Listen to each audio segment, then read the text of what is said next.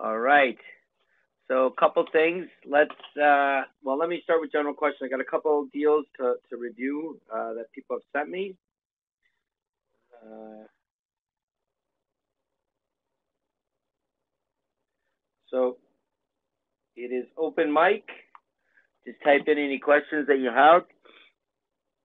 Here I'll be looking at your deal and also let me see.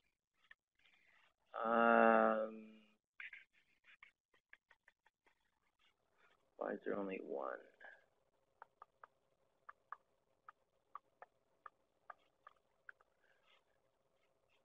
Let me see. And is Kev on the call? Kev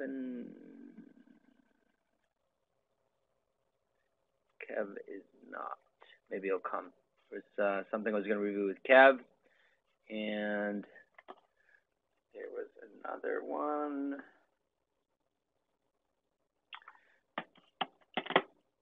Let's see here. I have it up. This came from. 1 second.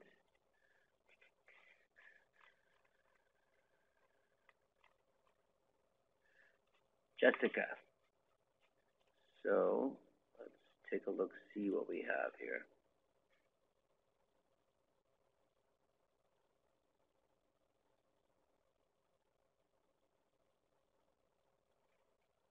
Second. Just happened here. Okay. From Jessica. Hold on. Too many windows. Sorry, folks. There we go. All right. Anybody? Any questions? Anything? Okay. Hi, Sam. We're looking at to wholesale a property in Guelph. I would like to show you the contract and the email, making sure clauses are secured, complete. Just a bit unsure of what to put in if we do not find a buyer within 30 days. So he wants the house gone. Okay, so Faith, you want to send that to me right now? We'll do it on the call. Yeah, no worries. You know what you can do, Faith? It's up to you, but you can just send me the clause parts. You don't have to send me the contract or the part that the other stuff on it, the location and stuff like that. I just need the appendix A and B if you have it. That would be good because those clauses should supersede all clauses before them. Does everybody know what I mean when I say that? Right? The appendix A or B, the additional set of clauses should say at the top that the clauses supersede all other clauses. If there's a conflict between the clauses in this Schedule A or that conflicts with the previous portions of the contract, blah, blah, blah, the Schedule A supersedes. Okay. So I'll wait to see on that. Okay. Okay, good. Anybody else? Kev, I think I saw you come on the call. I'm going to talk a little bit about your deal that you're working on. I know that it's something that you're trying to move forward, and right now you're kind of taking it as far as you can, which is good.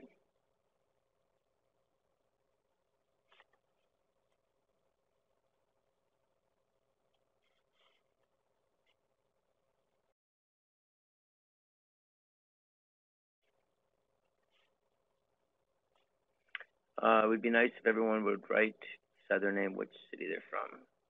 Yeah, if you can, remember to put your location, just to might help with networking and stuff.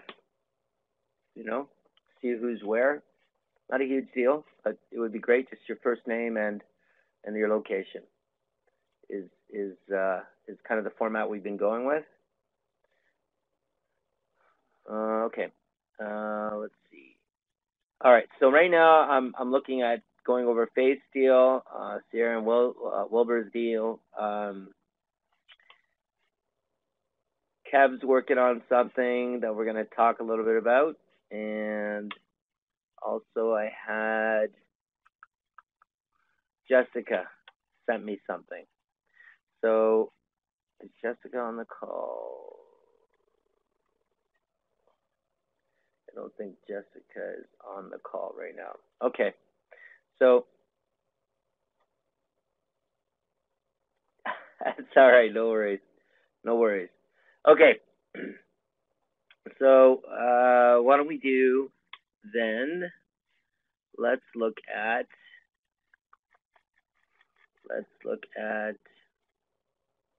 the rent to own.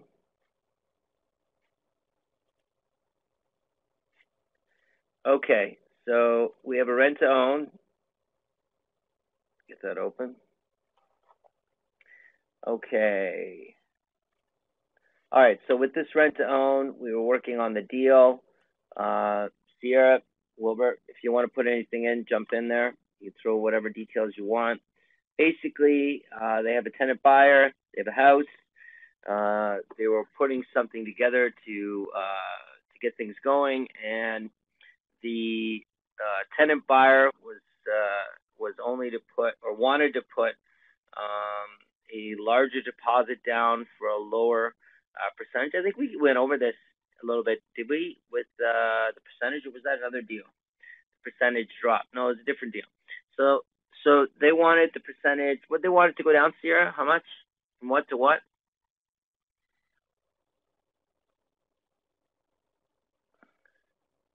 They wanted to give 20% down, wasn't it? And they wanted to put 20% down for a, no, I'm sorry. He wanted to put a smaller deposit. He could only put a smaller deposit down and wanted to put the remaining amount later. The seller wanted to close a little bit quicker, or wanted to stay with the original close, and we were working on financing in the process. So the concern was that the house was going to be under contract, and that the tenant buyer was not going to have everything in place in the way of financing, the amount of the money they needed. So, Sierra, am I right here? Just want to make sure I'm. Yeah, so far. So how much did he want to put down again? He wanted to only put down 10,000, I think it was, right? Is that what he wanted to put down? And he only had 5 or something like this. And let me see if I can find that original email.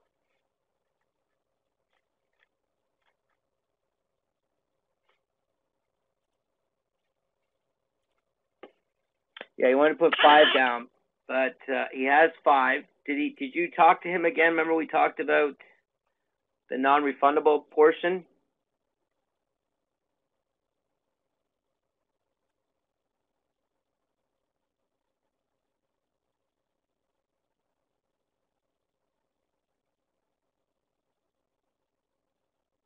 Oh, really? Ended up not being able to do it, eh? Okay, where did it break down, Sierra? So, okay, so the guy could not qualify, and so you got a lower purchase price on the property. Okay, but they still want to close by the middle of next month, right?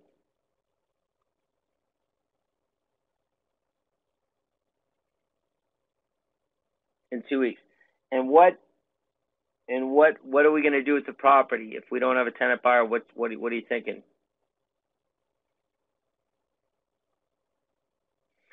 Okay. Right. So did you talk to the tenant buyer about the giving 5 and it was non-refundable?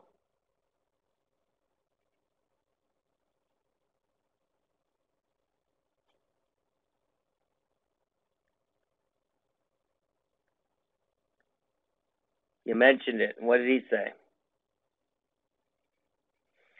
So here's the deal. The suggestion was, look, why don't we get 5,000 from this guy?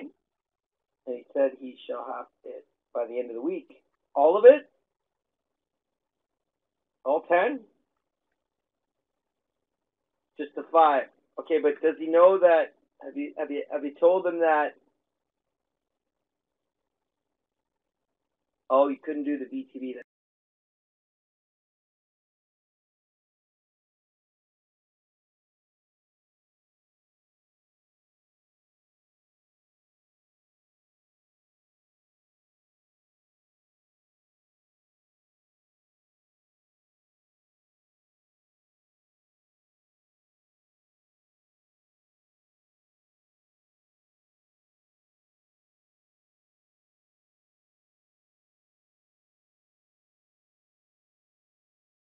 Now I'm seeing. Okay. So he said 5K. What about the other 5K? Did you tell him that if he didn't pay the other 5K that he'd lose it?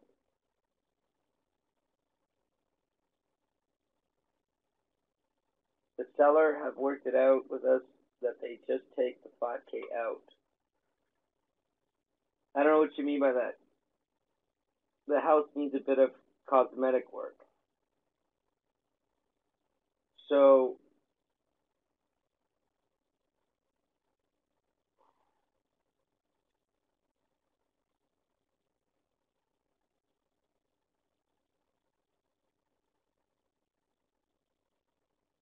they're paying the tenant buyer for the cosmetic work. So they're going to give 5K to the tenant buyer.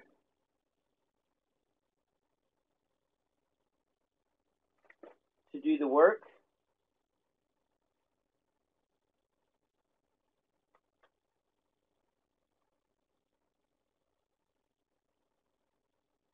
Okay, wait a minute. Okay, so he's gonna give you 5K at the end of the week. They're going to cash back 5K at closing.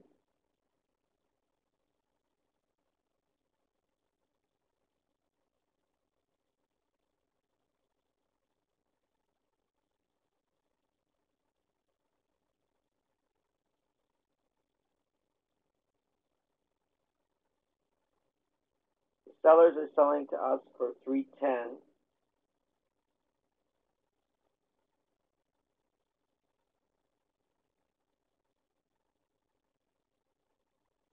They're giving a deposit on paper and are giving deposit on paper for 5K.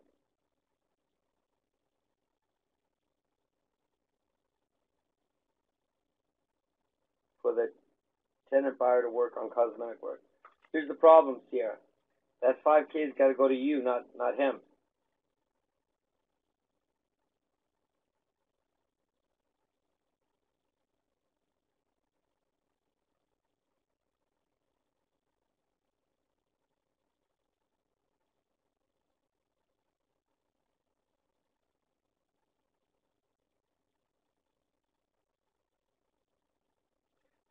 I get that. I mean, that's one way to go.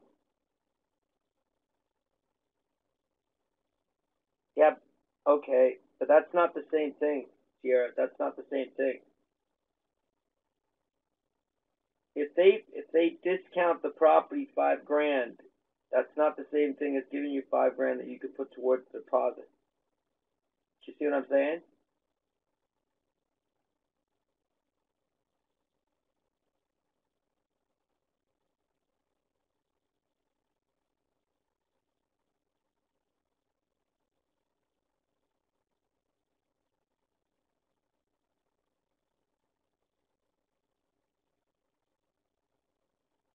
Yeah, I get that.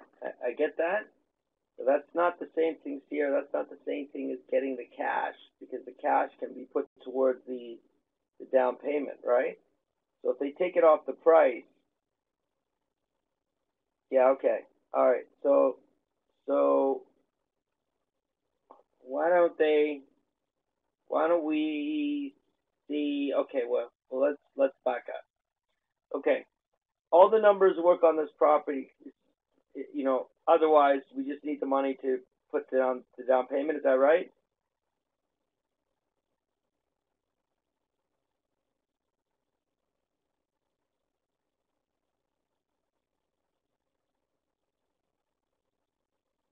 All the numbers work on the deal, other than the other than we got to get the down payment, right? The seller could give us the TB, tenant buyer, and the 5K, and then the TB gives it to you plus the initial 5K to make the 10K. I don't think, I see where you're coming from, Dave. I don't think they want to, they're intending to give any money in cash form. Or are they going to give him 5K after they close on the deal? Is that, yeah, we have been trying to work that out. Sellers don't want to give cash form. Okay, so Sierra, what about, let's see here. Let's see. So they said they don't want to do VTB, correct? The VTB is not on the table for them, right?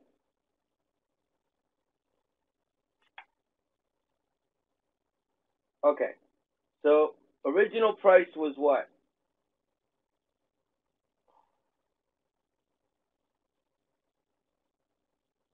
Okay, so let's go. 325. They're willing to go down to 305, is that right?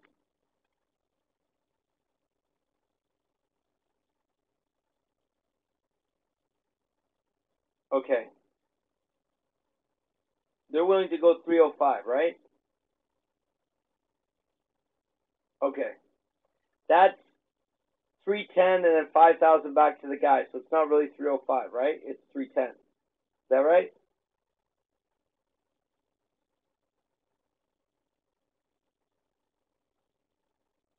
Okay. All right. So let me see something here. It would be 32.5 plus plus.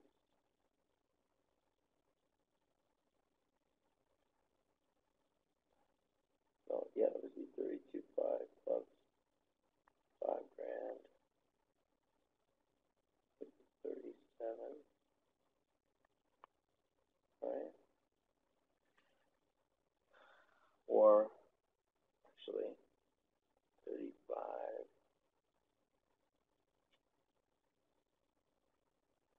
Just give me 1 second. I'm just working something out. 32.5 would be 20 plus 5 would be 25. Hold on 1 sec. So this is what I'm looking at, folks, just so you know. So what we're going to look at is some creativity here. All right, here we go. So 325 is the original purchase price. They're going 305. We know we can, in our pocket, we can get 5K. That's what we got. We need 20%. Can your mortgage broker get you the mortgage if you put up 10% with a VTB at 10? Can your guy make that magic work?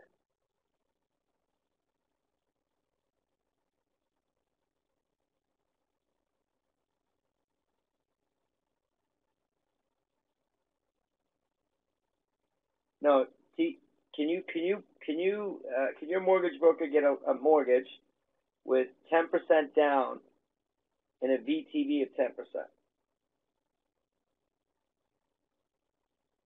10% VTB.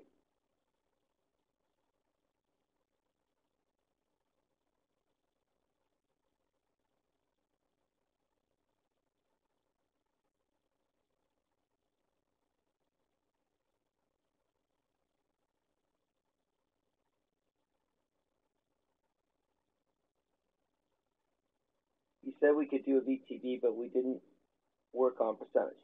Okay, so this is what I'm thinking. What if we go back to them and we say, look, why don't we give you, we're going to give you 325 for a purchase price. Okay? We're going to give you 325 for a purchase price. And what we're going to do is we're going to ask you to put up 10% VTB, which would be 32,500. Now, originally, they were going to drop the price 20,000, right?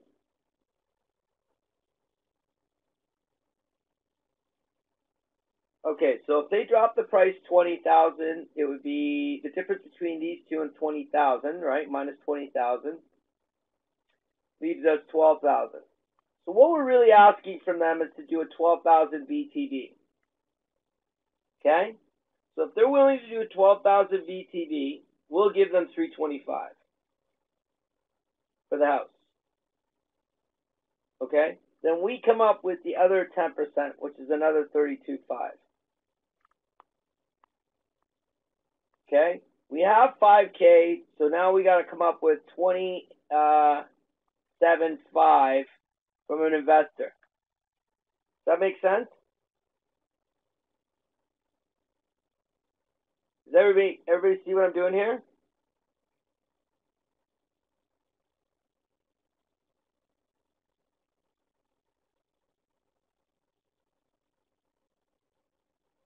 So we're trying to motivate the seller to give us the VTB. Now we're paying. Got to remember, now we're paying more for the house. How we got 12? Because if they give us the original price they were willing to sell was 305.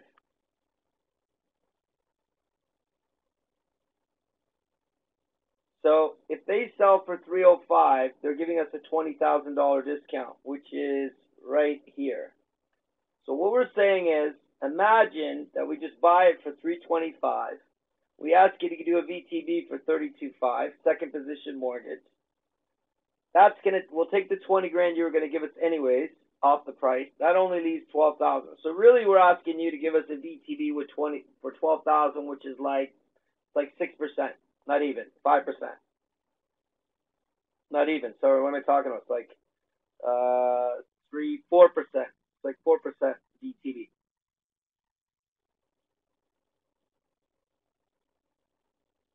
Okay, does everybody understand why I'm doing this?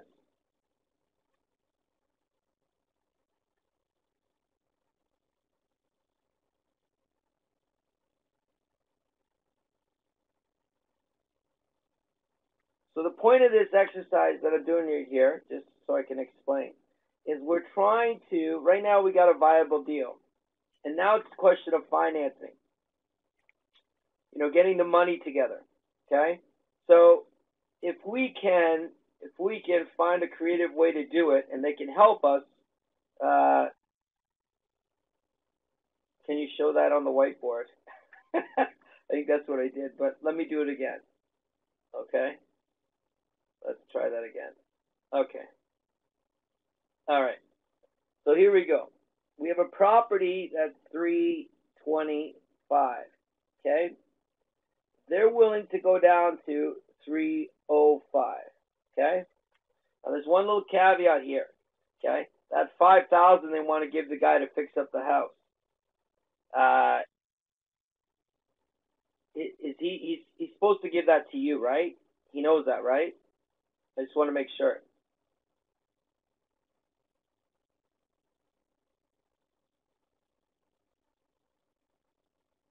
Can you see the whiteboard now, Kev?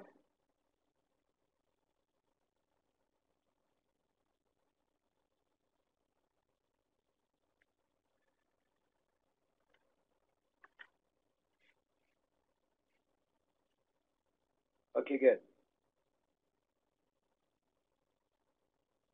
But he knows that, right?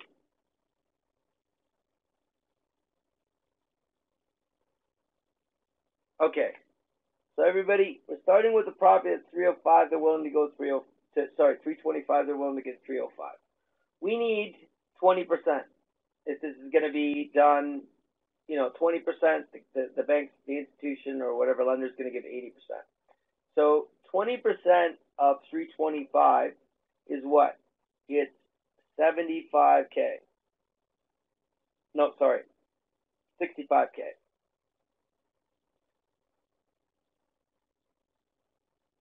So DP is 65.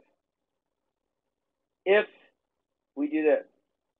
Now, if we do this one, DP will be 61,000. Everybody see that? Okay. So So what we're trying to figure out is how do we finance this property? Now, if we're asking the seller to do something for us, we should give them something for it. So we need to come up with, and if our broker can do it, we need to come up with 10%, which brings us down to 32.5 here and 3,500 here. Okay, for us to put down. If your mortgage broker can do 10. All right. So, and you said your mortgage broker can do a VTB, right? You can pull that off.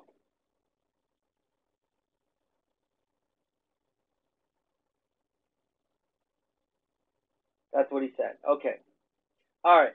So if we go back to the seller and say, look, you originally wanted 325, you're willing to go to 305, right? Would you be willing to do this for us? What we'll do is we'll actually pay you more for the property. We're going to pay you this, 325. What we're going to ask you to do is put a 10% down VTB on it. Now 10% we already said is 32.5, right? So 32.5 is 10% of the down payment on that. Okay, so if they were originally going to give us 305, the difference between these two, this one and this one, is 20,000. Okay, so if we're asking them, we're going to come up with 32.5, and they're going to come up with 32.5, and this is going to give us. This is from the seller. Okay, and this is going to give us the opportunity to make up this 65,000. Everybody with me? So what we want to do is find a way to get 32.5 from them. Well, how are we going to do that? Well, if we say we'll sell you for the property. We'll buy the property, for 325,000. And for that, we'll ask you to do this VTB. Really, they're only giving up, because if we take the 20K off, that they're really going to discount, that was a discount, right? That they were going to give us from here, right? They're going to go from 325 to 305. That then makes this a $12,000 VTB. That's what we're really asking them to do. And for that, we're willing to pay them an extra $20,000 for the purchase price. Everybody see that?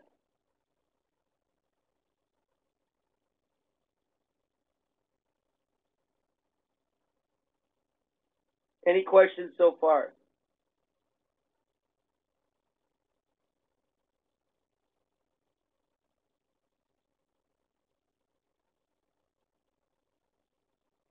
Well, the VTB, in this case, the VTB, I would make the VTB like, I would tell them, look, we're going to pay you $20,000 more. We're asking for a $12,500 VTB. The interest is going to be the bank rate, not the bank rate, not the posted rate, but the current mortgage rate, which is 3%.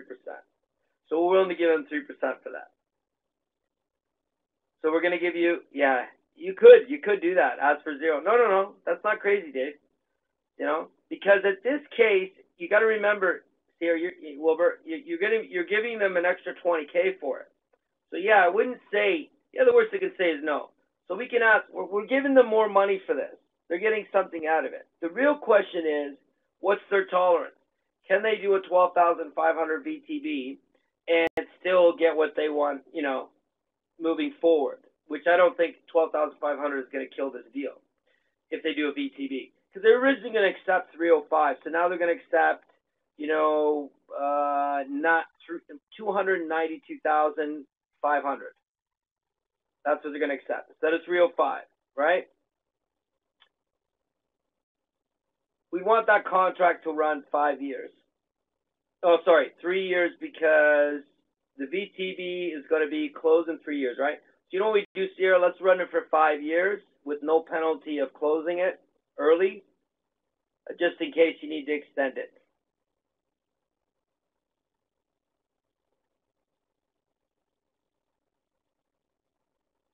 Okay, so now, what about just 4?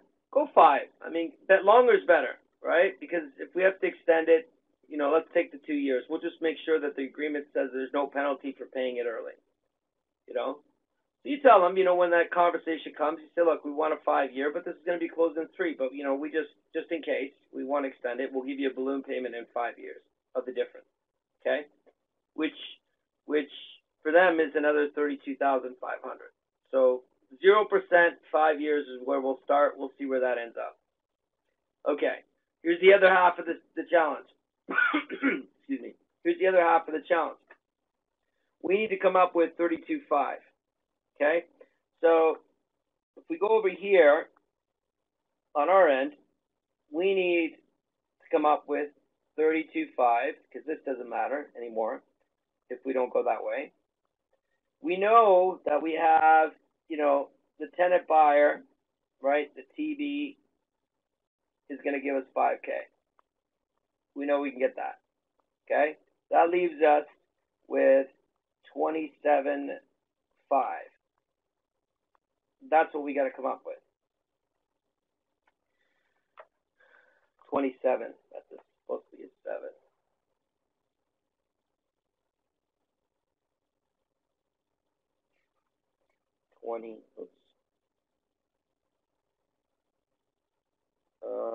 Since we asked for more time to pay them back, then we should off interest in their VTB, right? Since we asked for more time to pay them back, then start with 5 years here, and then if they want to reduce it, or if they want interest, then you ask them for something. So you start with 0, because we're going to pay them more. This is the whole point. We're going to pay you more. 0% interest. If they say, because all they're really giving you is $12,500 as a VTB, right? It's 12 grand, but they're getting 20 grand out of it. They're getting 20,000 more. So that in itself is is huge, right? Because if we did interest on 12,500, what would be the interest needed to get it to 32,500? The extra 20,000 in interest. It would be something ridiculous like 37% over the 5 years. You know what I mean? Does that make sense? So what I'm saying, folks, is this: if I were to ask someone for a $12,500 VTB, and at the end of the term, I paid them $12,000 plus $20,000 in interest, the interest rate would be quite massive to achieve that year over year. So explain, let them know. If they say, well, what about interest? Say, well, we're giving you $20,000 more, which would cover an enormous amount of interest. You could even come up with a number. It'd be something like, I would guess, wow, it would be big. It would be probably around 10% a year. No, yeah, about 10% a year for 5 years. Not quite, but 8%. Okay, so you come up and you say, look, I'll give you 0%. I'll give you, $20,000 more. If you can give me a 12,500 VTB, we'll pay it over 5 years in a balloon payment for the 32.5 in 5 years.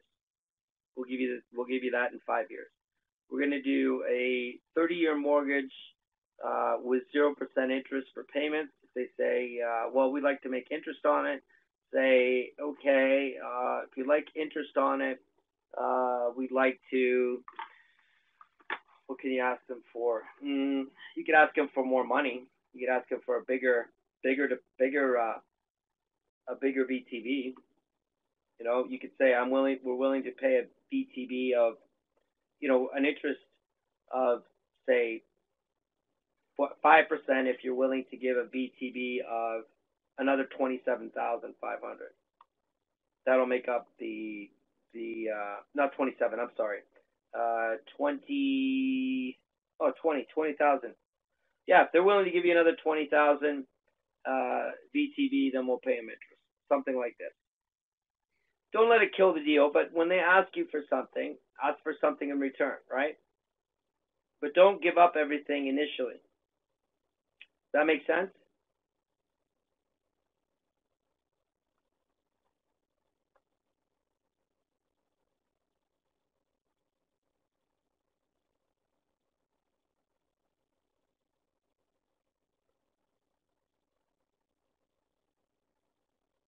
Yeah, they do want to sell it quick. Okay, so the last piece of the puzzle is what? The last piece of the puzzle is we got to come up with 27.5 from us. 27.5.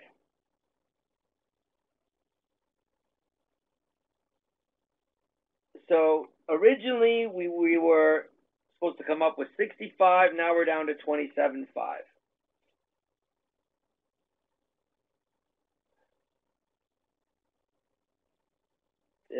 And one of the things is that they have a realtor on standby if this doesn't work. Oh, so they're not paying a realtor fee?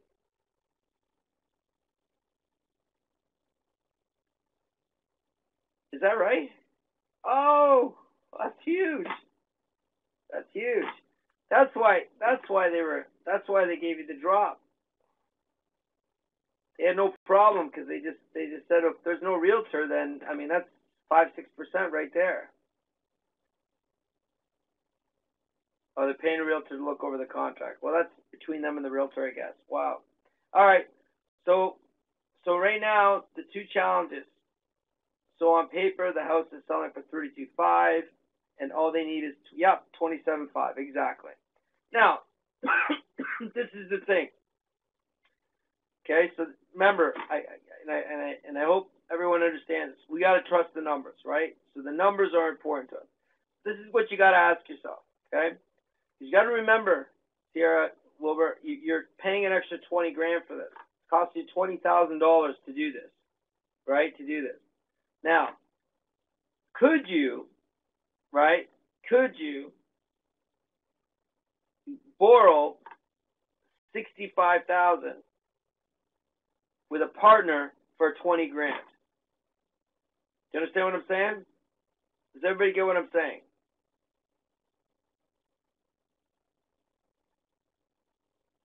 Because we're paying 20 grand. Well, Sierra, we're paying $20,000 more for this house to reduce that down payment. So if we're paying an extra 20 grand, why don't we consider giving someone 20 grand for the 65?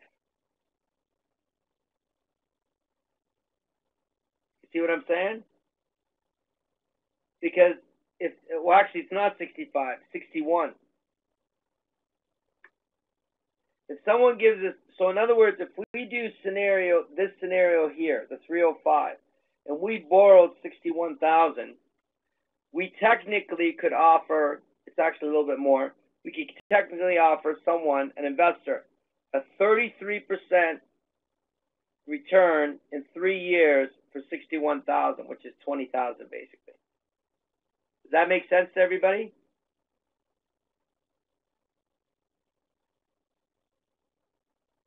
It's the same thing, right?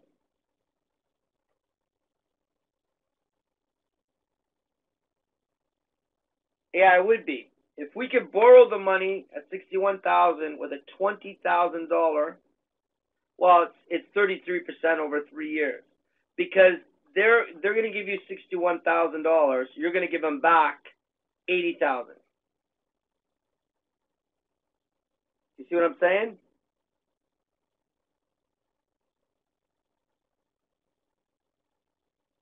So let me show you. Yeah, that's right. It's about 11 a year. Yeah, average return 11 per year. Yeah. So if we do,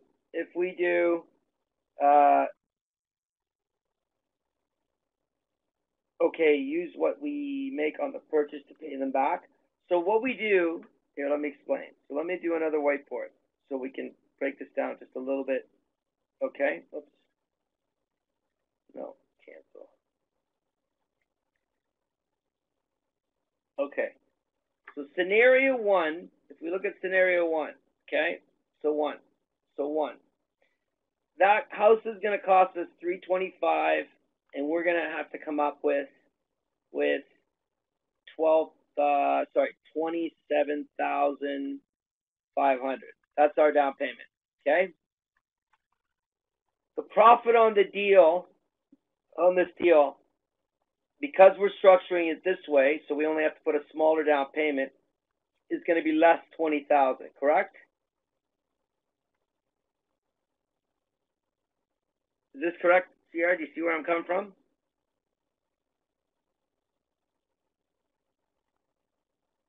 That's our down payment, and that's purchase price.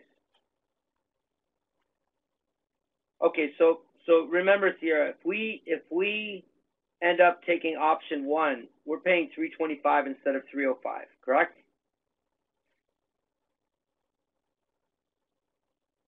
Okay.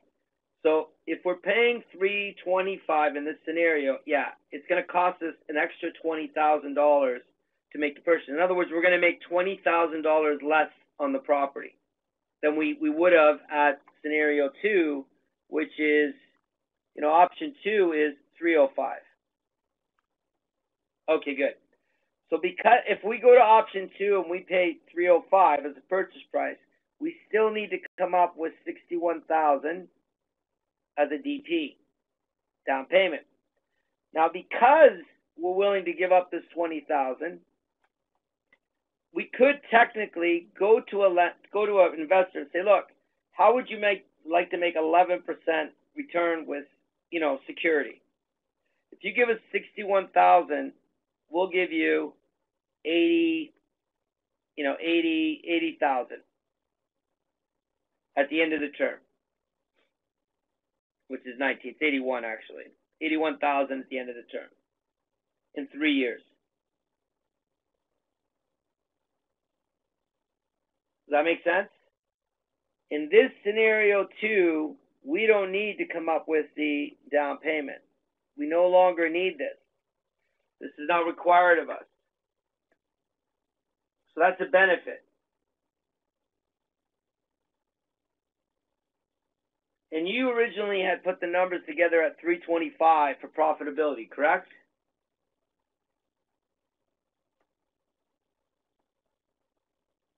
Is that right, Sarah? You made it make money at 325, right?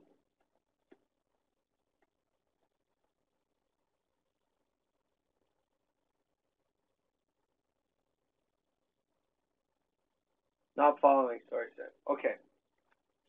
Okay. That's okay. Don't worry about it. Look, let's start with option 1. That's okay. No, it's all right. Option 1, 325 is what we're willing to purchase. We worked that out, right? We would have to come up with 27.5. The other money would be a VTB, a combination of this and that, right? We would end up paying an extra $20,000 for the house, so we could get a down payment of only $27,000 versus the $65,000 that would be required. We'd also get the mortgage broker to give us a 10% VTB loan, and we'd owe the seller the extra $20,000. Let's just assume it's 0%. The $37,500 at the end of the term of 5 years. All in all, we're paying roughly $20,000 more for the property. So we're going to make $20,000 less in our profit at the end of the term. Does that make sense?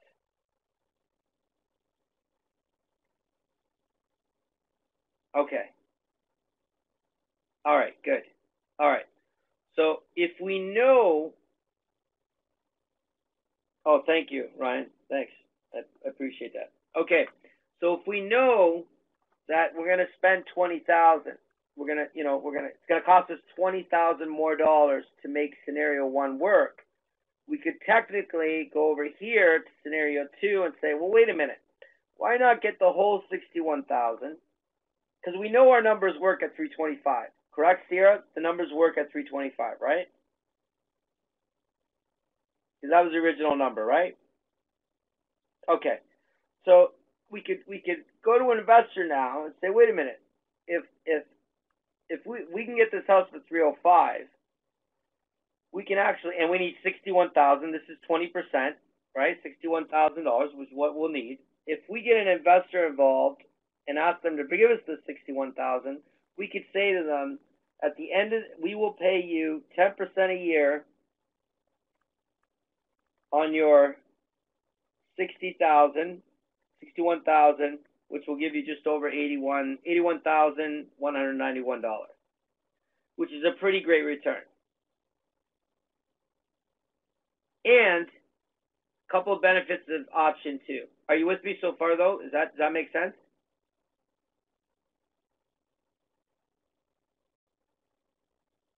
Okay. So if we're willing, if we can go to option 2, there's a couple other benefits inherent. Okay. So an investor gives us 61,000. We give them 10%. They get $191. The other benefit of option 2 is no down payment required. So we don't need this down payment anymore. 27.5, no money of ours. So for us, 0 DP. Anybody knows what other benefits do we have? 0 DP. What else?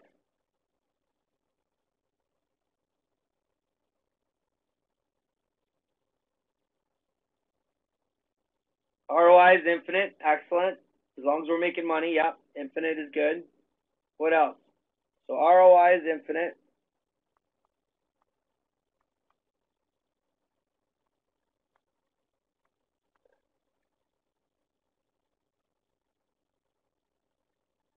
Cash flow is going to be there. Yep. Sierra made sure that 325 they made money.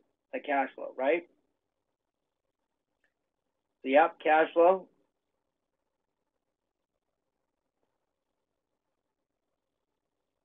There's one more big one. But the ROI was low. Okay. So the original, when you say but the ROI was low, were you at 325, how much were you making? Were you making the average around 20,000 a year? What was your yearly on that at 325?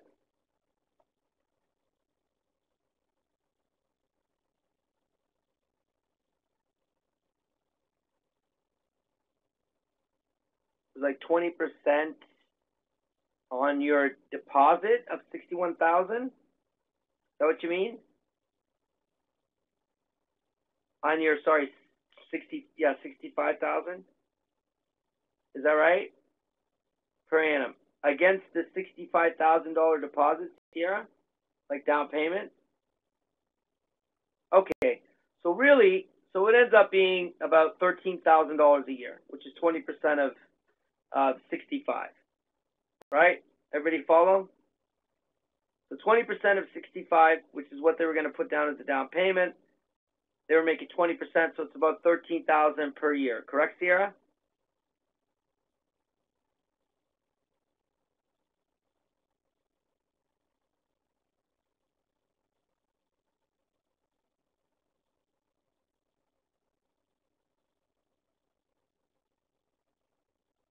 Is that right?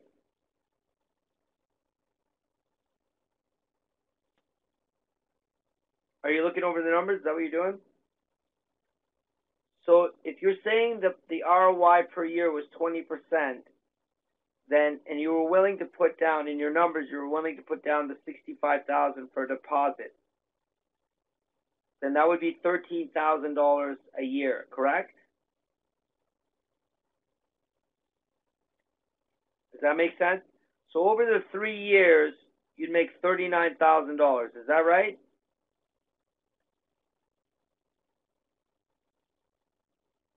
Basically 40 grand. You're going to make 40 grand.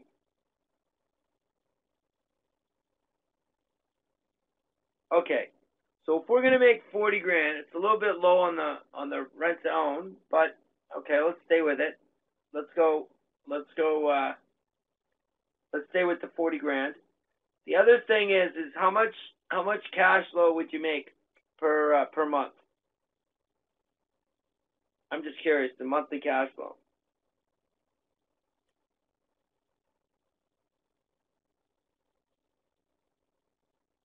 No, just true cash flow.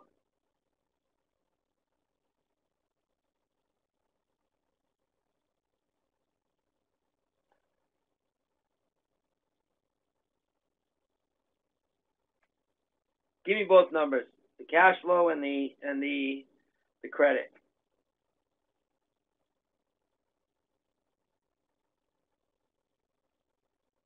Oh, okay. With the credit,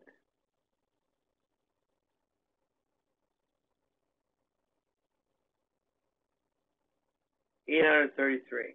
Okay. Okay. So here it is. Here it is. You would make cash flow that's actually coming to you $833. Obviously, there's a rent credit in there. Plus, what else? Plus, something else. Initially, right? We get $833 a month. There's one more big thing that we're $833. We'd have to. I mean, the rent credit has to come off the price. But there's something else.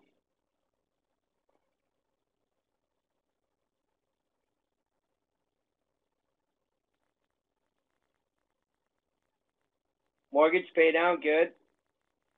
Okay, no problem. So there's mortgage pay down, but that's okay. We'll leave that alone. We'll leave that alone. There you go. It actually ends up, it's not the 5%. It's 5K, Anna, plus 5K.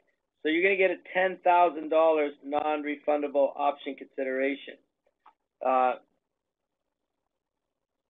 C. So you're going to get 10,000 because you don't have to use that 10 grand anymore. That 10 grand's now in your pocket, and the cash flow is $833 per month for a deal that you got no money in, and net at the end of the term you're going to make $40,000. I'm okay with that because you got no money into it. Now, who'd like to see one more scenario? There's a third scenario here.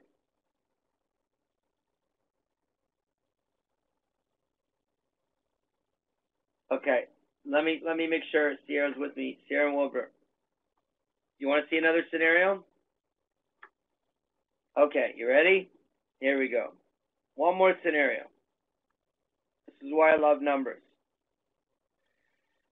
If we agree that we were going to make 40,000 K on this property, right? 40,000 K on this property. And the investor was going to make 20,000 on this property. Correct? Is everybody with me? Okay? Right? We're going to make 40K at the end of the term. They're going to make 20K for their 61,000. What if we said, hey, we're going to make 60K on this deal. Would you like to partner up with us and make 30,000 on your 61,000 and make them a full partner?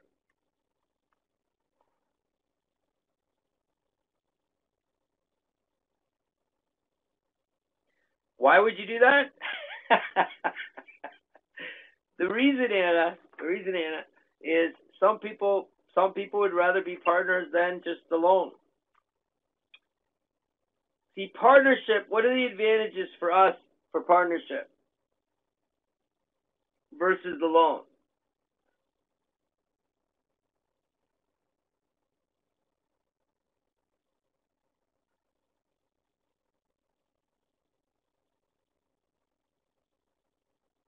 What would be the advantages? Exactly. Not the seller, Sierra, another investor. Yeah. And you know what? Risk is not the, you're right, it is. They share the risk of the property. They make $10,000 more of the partnership, but it allows the individual, if we're partners with them, then the good, the bad, and the ugly come with it, right? Which, if we structure the deal, there shouldn't be any of that. So, 30K, 61,000 makes you 30K. That's a 50% return in 3 years. That's amazing. That's amazing for someone, for a partnership. And if you put this deal together and structure it, that's a fair trade-off. That's what I believe. It's a fair trade-off. So what would happen is they would get half the cash flow, and then they would get half the proceeds, profit at the end of the deal, minus their 60K. Obviously the 60K would be taken out, then they get half of what's left over. We know, their down payment that they gave us. We know that that we're going to make 60,000 from this deal. They're going to make 30,000. You make 30,000. You got no money in the deal, and you build a great relationship with someone with money, who is going to be probably more than happy to do the next deal.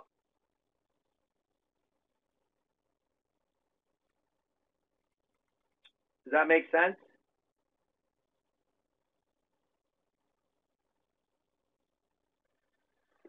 So what we're doing here is the essence of creative financing. It's finding multiple options. So what we've done is we put 3 separate scenarios together, and they all work for us. And this is why it's so important to do the numbers on your properties. Because once you do the numbers on your properties and you know the core numbers you're dealing with, now you can establish what you really can pay people to get involved, you know, the different scenarios you can put together versus investor versus partner versus you coming up with the money on yourself.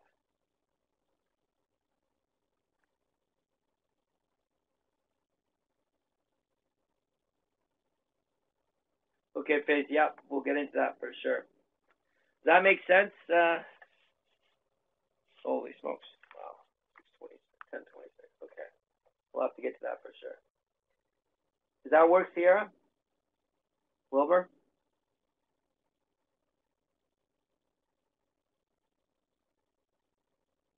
Okay, so I want you to work on those 3 scenarios. You got all the numbers you need. Like, I mean, your core numbers, because you've done the work. You guys have done the work for the core numbers. And then I want you to build the 3 scenarios separately, and then we'll have a conversation, okay? So you can present. The other thing that I want to ask, and please don't put an email or anything, is anybody interested in this deal? Make it $30,000 for 61K. They have to have the 61K though. This is the thing.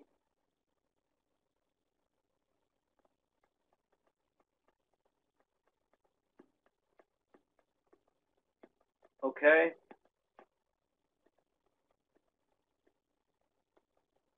There you go. Sierra, you got a couple of people. That's a great, it's an excellent deal.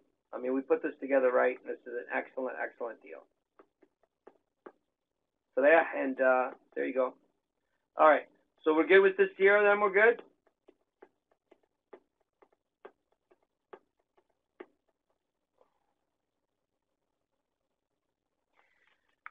$50% return is awesome for the investor. It's great for you. You'll make 30 grand, and you can do further business hopefully. No worries, my pleasure. All right. Any questions before I move away from this? We good? We learning something? Yes?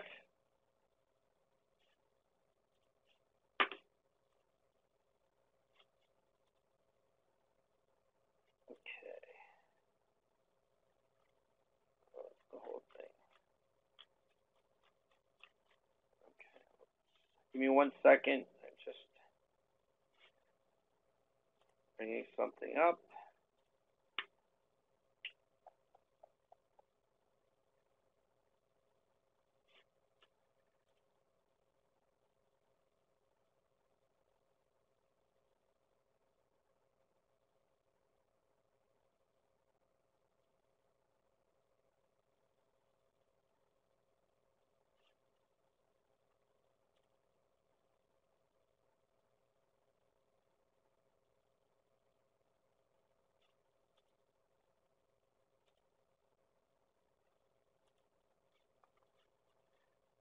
Second.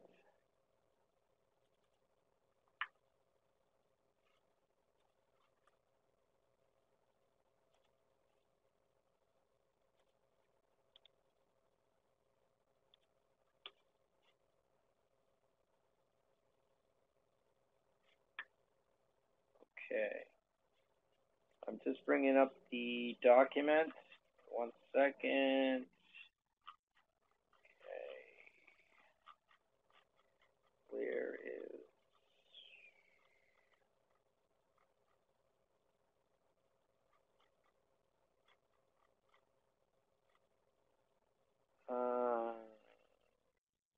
offer to purchase private.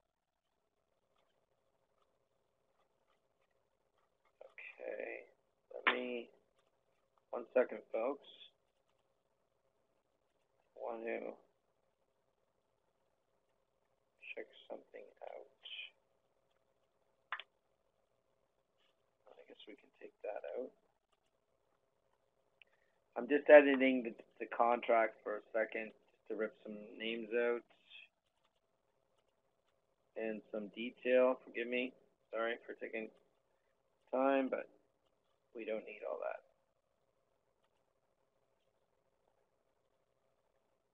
The price I'm going to put in if that's okay. And the rest of the information, dates are fine. Double check. Okay.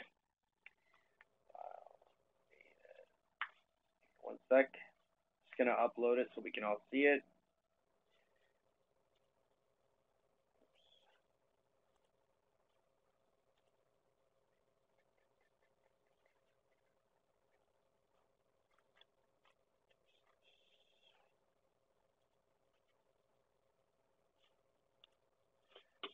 Okay. Let's get back here. Okay. Okay, so give me 1 second. Let's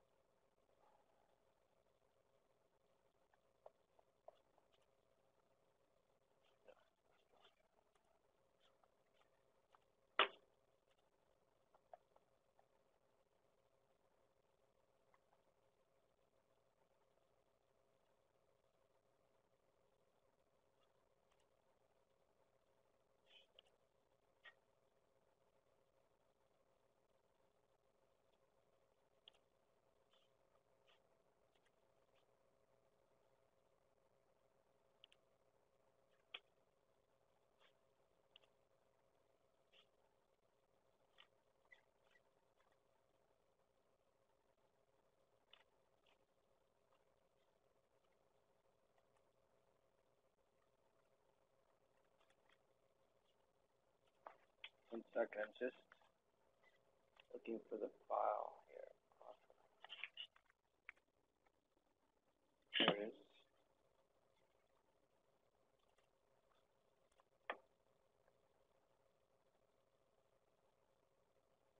Just converting the file.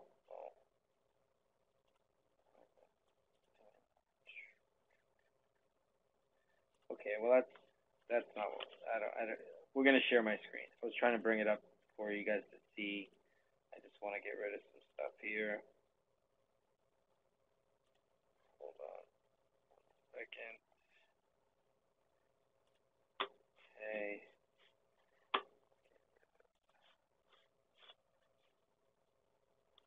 Second. I think I am good. Thank you for your patience, folks. Get that clear.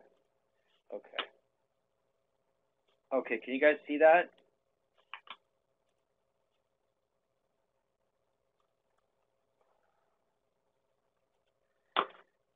Okay. Can everybody see that? That's pretty small, huh? Okay. Let's zoom. Is that better? Everybody good? Can see it? Good. Oh, you know what I gotta do? My apologies. Okay. Let me do one more thing. I'm gonna close out for a second because I want to do something to ensure that it's visible when it's uploaded. Okay. So let's do that. Right. There. All right. That's much better. All right. We're good? Okay. Here we go. Offer to purchase. Let's move that. Maybe. Let me do that. Okay. So offer to purchase. 390,000. Deposit $500. knowledge is to be held in trust pending completion or other termination of this contract to be credited on the account of the purchase of money. Okay, new mortgage, vendor financing rate, which balance of cash to be paid subject to the adjustment here and being purchased upon the request. Okay, the buyer obtains approval for mortgage on the above property in the amount and the rate as set forth by the buyer. Fourth, the buyer agrees to make every reasonable effort to obtain such mortgage approval before. Okay, that might be a problem. Okay.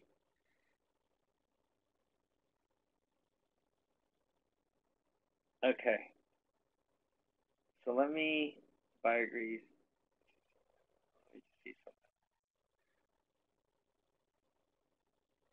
Okay.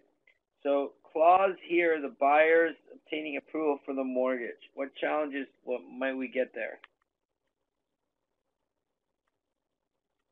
Anyone?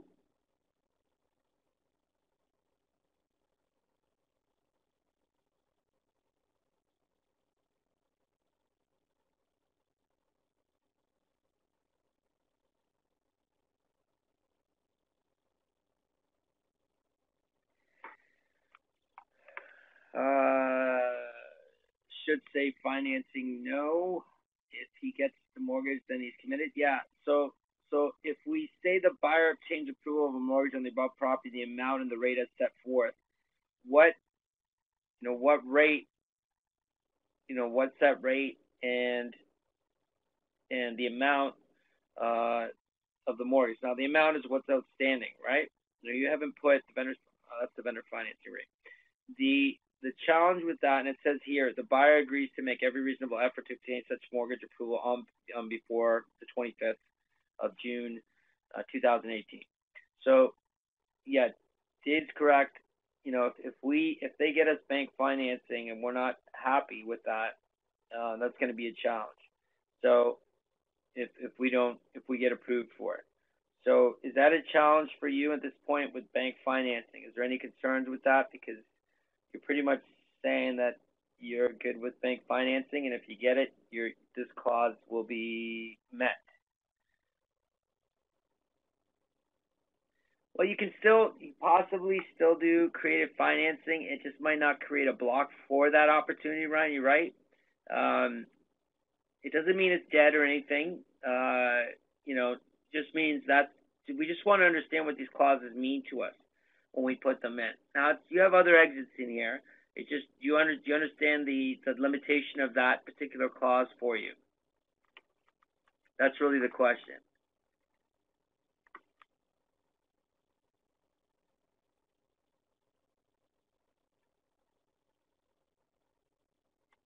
So you see that, Faith? You still with me? So a couple questions I'll ask, Faith. Has a lawyer seen this?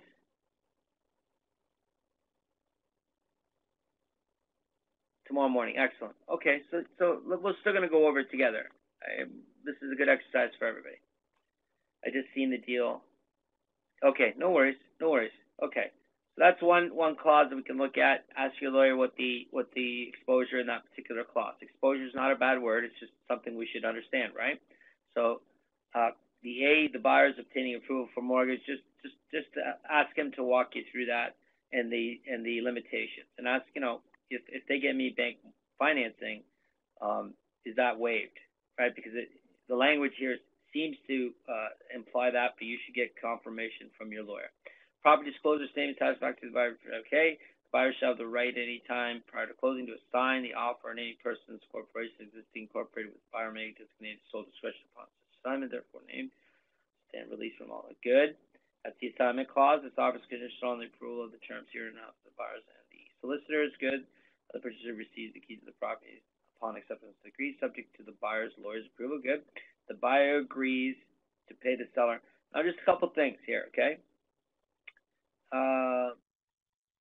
So, clause E and clause G. What's important? What's interesting about that?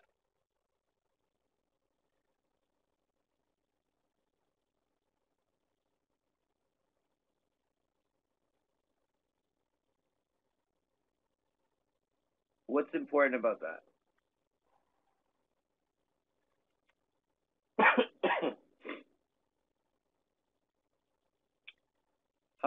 Yeah, that's possible. Yeah. Dave, what do you mean the title insurance or RPR in this offer? What do you mean by that? Getting title insurance? Or do you mean insurability? Oh, the seller to buy title insurance. Yeah, you could ask him for that. I mean, we could get it. I think we should have title insurance for sure. So yeah, I would, you know, again, title insurance is important for us to protect title, make sure that the title is clean. Yeah, for sure. It complies with. There's no challenges or issues with the standing of the property. So yeah, no issues. Yep. So the offer is conditional upon the approval of the terms here and offer the buyer's partner and solicitor. So that's subject to the buyer's lawyer's approval. Okay, so the offer is conditional upon the approval of the terms herein by the buyer's partner and solicitor, which is basically G, and the E gives us the partner. What's interesting about those two clauses? Anybody?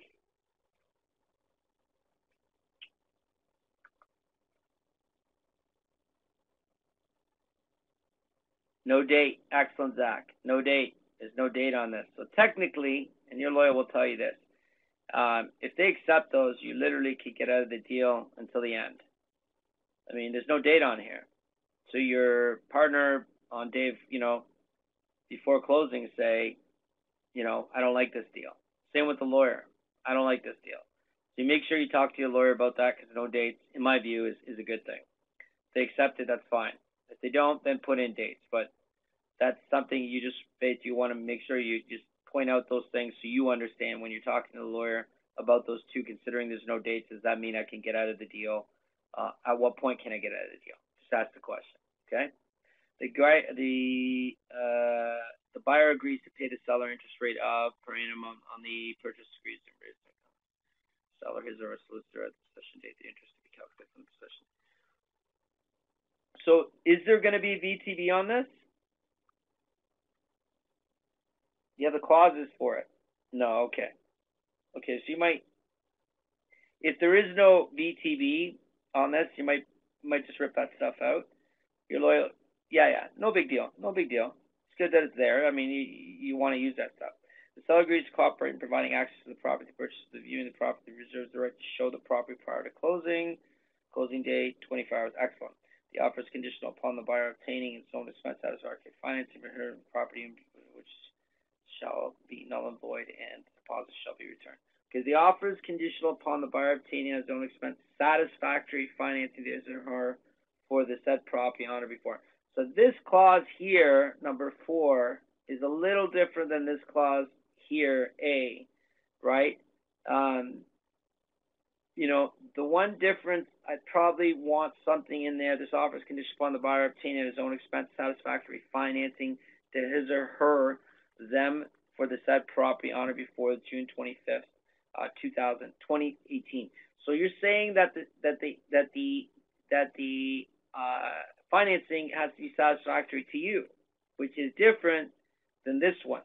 The buyer obtains the mortgage on the approved property amount of the rate for it. The buyer agrees to make every reasonable effort to obtain such mortgage approval. Now, they're not exactly opposing, but this one here might create, I mean, this number 4 is better than this one, but you could have A in there. You just need something in here somewhere separating this top part from the bottom part, saying that, you know, any conflicts with the additional clauses are yours.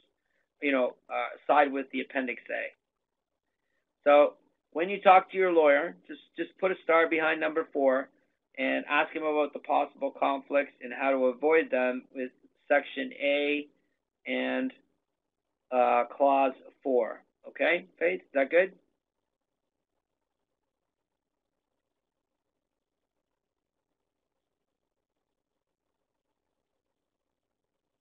Okay, so here we go. See what you got here? You got the terms and conditions of the Schedule B shall prevail in the event of conflict, terms and conditions attached to agreement on purchase of sale. So here you go. So everything under here, or in Section B, Schedule B, which is identified by Schedule B. Okay, where is Schedule B?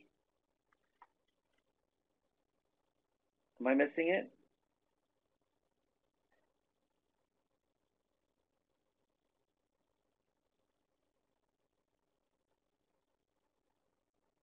I did not find it yet. No worries. Okay, look.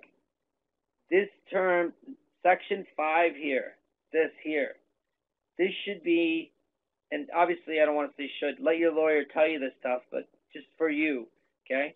The terms and conditions, this clause should be at the top of this, say, this page, and this says at the top of the page, up here, it says Appendix, or Schedule B. So you have the regular contract. Let's get that back. The regular contract is here. Okay. The regular contract is up here, and then we have a second or a last page, could be last page, typically, right? The last page, Schedule B. You have that at the top of the contract, right? Schedule B. And it says, in the terms and conditions of Schedule B shall prevail in the event of the conflict, the terms and conditions attached to agreement to purchase or sale, which basically says that anything that I write on the Schedule B, if it's in conflict with any of this stuff in the contract, I win. Schedule B wins. Not I win, but Schedule B wins.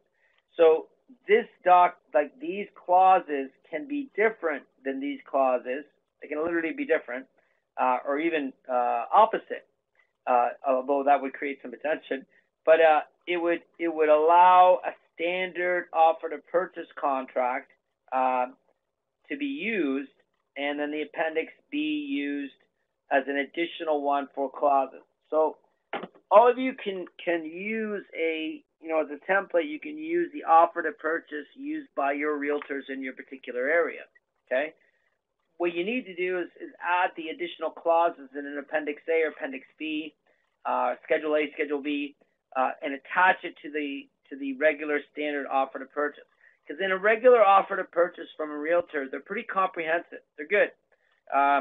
We just want to make sure, in addition to everything they have there, we would put that Schedule B or Schedule A, Appendix B, whatever you want to call it, in addition to the contract as an attachment for conflicts. Does everybody follow what I'm saying?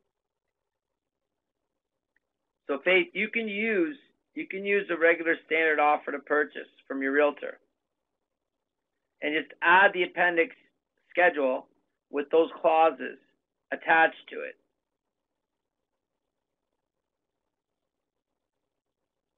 All of you can do that. You can just use the standard offer to purchase contract. Or, you know what I mean, if you're going to see your lawyer tomorrow, say, do you have it should be the last page, Faith. Well, it typically is the last page. So, again, this is something, so here, Schedule B, here, this would be a separate page where it would say, at the top, it would say Schedule B, and then it would say, this would be the first thing that it would say. The terms and conditions of the Schedule B, shall prevail in the event of conflict, terms and conditions of the attached agreement, purchase, or sale. So it's saying that if there's any conflicts, this clauses, anything that follows this is going to win, win over in a conflict.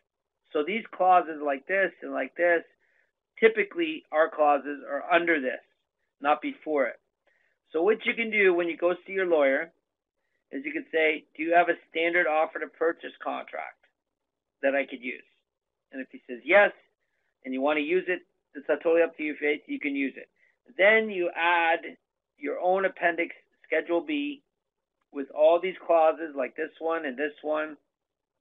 The seller represents warrants subject to property passed for electrical, fire inspection, environmental, zoning, legal, and seller to provide recent documents within 10 business days to accept and sell. The seller agrees to provide recent documentation. Okay, so see, 6 typically is in a standard offer to purchase, something like this. But you know what? That's okay that you added it. That's fine, right?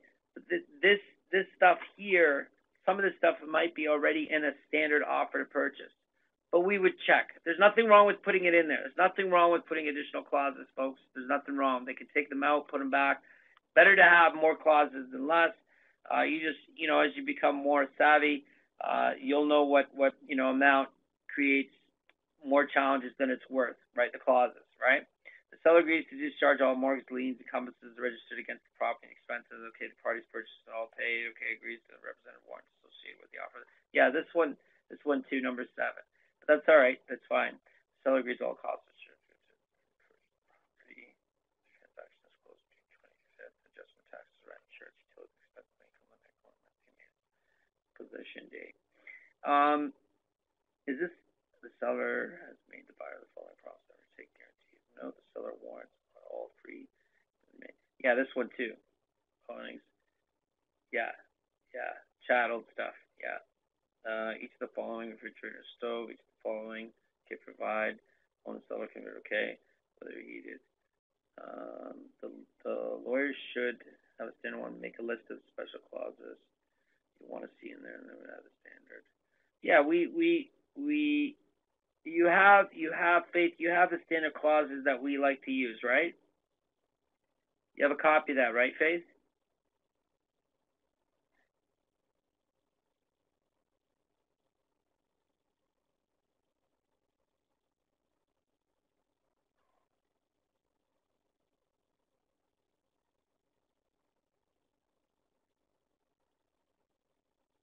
You got your deposit. That's good.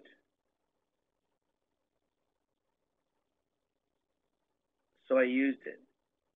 Yes, I do. The latest one I got from class, so I used it. Okay. So the standard one you got, those clauses, you want to add those clauses in an appendix A or B, attach it at the end of a standard offer to purchase. That would be maybe a little bit cleaner format, and you wouldn't necessarily need some of these clauses a second time. They're not a second time, obviously, because this is your own offer to purchase document. Yeah, even if you're wholesaling, it doesn't matter. It doesn't matter. If you're wholesaling, you can still use. Wholesaling is just the act of selling the contract, right? So we can have, a regular offer to purchase contract with all the standard clauses, and the additional one we have to have in there, obviously, and I think it would be a deal breaker for most situations. 99.9, I can't think of one off the top of my head right now. You have to have the assignment clause in there, and that's what makes it a possible wholesale deal. Does that make sense?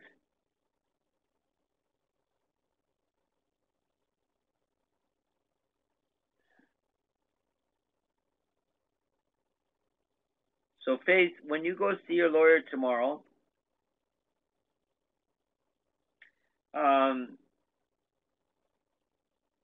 if you have any challenges or issues, Faith, just send me a message. Yeah, just send me a message, Faith. If you run into a jam, just send me a message. And Faith, because it's a little bit time sensitive, you can text me that, okay? I'll be looking for it tomorrow if you need to have a chat, okay? But don't panic or feel like you got to do anything. Wait till you get proper advice from your lawyer, and if you want to have a conversation with me, that's fine. I don't want you to feel under pressure or that you have to do something. This deal needs to make sense for you at the end of the day. Okay? Okay, so we are back here. All right.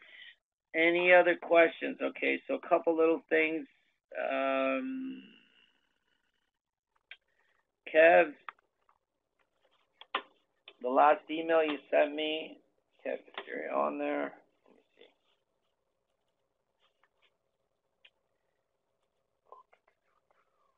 Okay, so there's also that one, which I will just have to,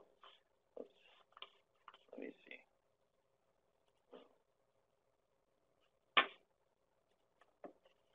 Okay. So, Kev, about the abandoned property, I will, excuse me, I will email you about that. And there was also a deal someone sent me yesterday that I was reviewing. I was going to do it on the call. They don't look like they're on the call. So I will respond to that. Jessica. So Jessica, she's not on the call, I don't think. Jessica, you on the call? I don't think so. No. So I'll reach out to Jessica. I'll reach out to Kev about the abandoned property. And I think we are good. Any other questions before we close up? I think that was a good conversation with the creative financing. I think that was a good lesson to learn. Find out what the numbers are on your properties, and then decide, the different scenarios that can be brought out from that. We kind of did a similar exercise on one of the calls where we looked at interest and how interest can be quantified as a number, and just, you can put different scenarios in versus purchase price and interest rate when you're looking at a BTB. Maybe we'll do another one of those exercises next week. Dave, how's your BTB going? Your rent to own going? We're wrapping up, folks, so if you have any questions, let me know right now. Try to get them out. Everybody's good? Okay. Dave, you're typing, so I'm meeting up tomorrow and would like to chat with them if possible. Yeah, sure. Yeah. I think. Yeah. So the last week's video is going to be posted. Hopefully, my apologies. I've been running around a little crazy. Been really busy, but your time would be 6. I think that might work, Dave. I might do. Could you do 8 a.m. Your time, which would be 10? Oh yeah, I can do that, Dave. That's perfect. That's 8 a.m. right? I'm 9 p.m. now. Yeah. So 8 a.m. my time will be 10 a.m. my time, which is fine, Dave. We can do that.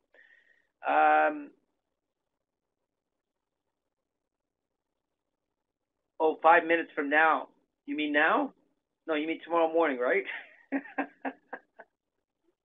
5 minutes to 8 a.m. my time. You mean tomorrow, right?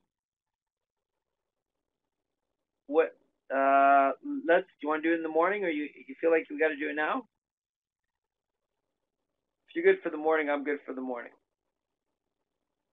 Okay, let's do it tomorrow morning at 10 a.m. my time, 8 a.m. your time. Okay. Any other questions before we close up for the night? Okay, if you're good, type in yes or Y. Good stuff. Good lessons today. I think it was good. It was a good exercise. And